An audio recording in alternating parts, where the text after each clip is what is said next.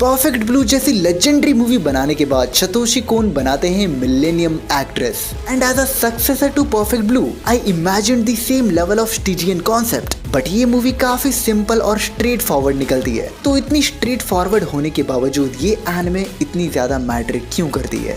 Let's start the analysis of millennium actress.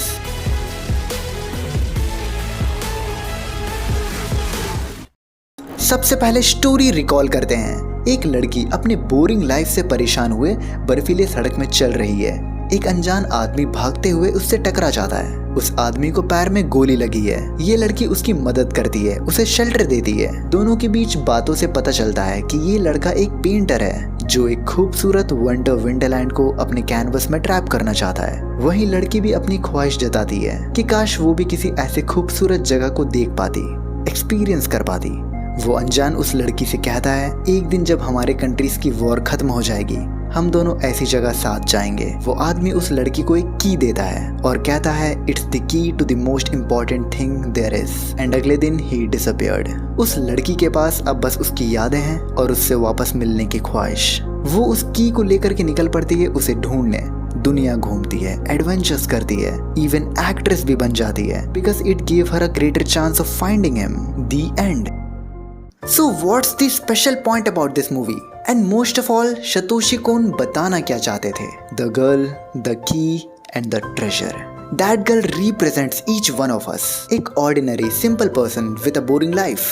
And that key is used as a metaphor for motivation. And the treasure is what that motivation unlocks.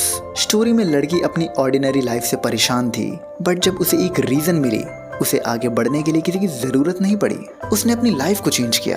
Boring life adventure से भर गई और ये करने के लिए उसे किसी की सपोर्ट नहीं लगी।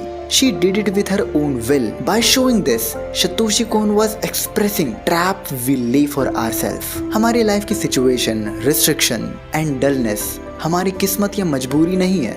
It's our choice. All we need is one reason to change everything that we don't like about our life. ये स्टोरी एक जजमेंट पास करती है कि जो चीजें तुम्हें इम्पॉसिबल लगती है, those things are just things that you are not desperate enough to get it. This movie is all about discovering that one reason जो एक पर्सन को ड्राइव करती है जीने के लिए. Because breathing all day in the wind doesn't mean you are living. Life begins when you actually feel the wind. And movie की ending में she realizes कि the happiness, the thrill she felt was not of the love she had for him, but it was the thrill of chasing him. This is Erikson's philosophy of development. Human beings thrive when they are growing, learning and moving forward. Without purpose, life gets stuck in stagnation. Time feels wasted and the person feels hollow. एक चीज होती है called the flow state. जब तुम दिन भर बैठे हुए बस रील स्क्रॉल करते हो, at the end of the day तुम्हें एक डिससैटिस्फैक्शन से फील होगी, एक अनईजीनेस। बट वहीं अगर तुम पूरे दिन प्रोडक्टिव काम करते हो, मेहनत करते हो, तो तुम्हें एक सेंस ऑफ सेटिस्फैक्शन फील होती है। बिकॉज ऑल दोज थिंग्स जो तुम कर रहे हो वो किसी न किसी वे में तुम्हें लाइफ में आगे पुश करती है। And in a way you are moving forward which is a flow state. And visually movie में जितने भी सीन्स है जहाँ चिहिको एक कॉन्स्टेंट रनिंग पे है, transition from one movie two another, ये उसकी फ्लो स्टेट को रिप्रेजेंट करती है throughout her life. Basically, flow is directly proportional to happiness. This was the main theme of the show. That why most of us are unhappy, depressed and always feeling lonely. And the answer to that question is that we refuse to move forward.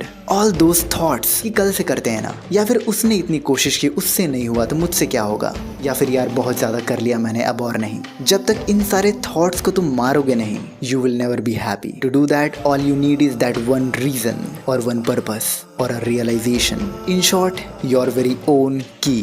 This movie tells you to find your key and to chase your dreams. And on that journey, unlock happiness.